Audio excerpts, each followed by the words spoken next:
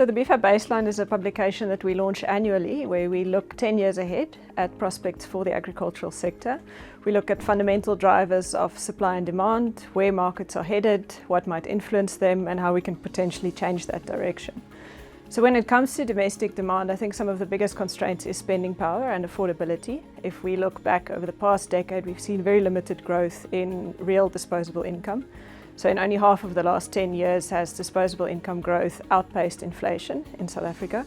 And then of course you've got high unemployment, you've got rising costs of fuel, electricity that are well above inflation, and all of that affects household budgets, which then limits the ability of your consumers to expand consumption and to absorb the growth potential that our agriculture can produce. So if you look at our agriculture in the past 5 to 10 years, in most of the major sectors, production has actually grown faster than consumption. So we are achieving this, and that product does get absorbed in the export market, unless you're in a situation where you're replacing imports, but that of course has finite potential.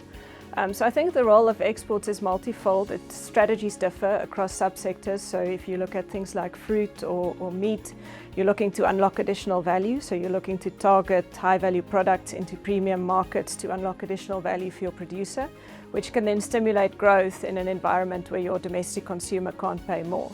In this instance, you then grow production. A lot of the cuts, you're only exporting a part of the crop or a part of the carcass, and the rest of that is supplied into the local market, which then pushes prices down and makes the product more affordable for your local consumer. I think grains are a little bit different. Grains and oilseeds are more commodity based. So there, if you're looking to export your surpluses, but if you do that, when you're moving a product into the international market, you're pricing based on export parity, then it's also the most affordable product that you can buy.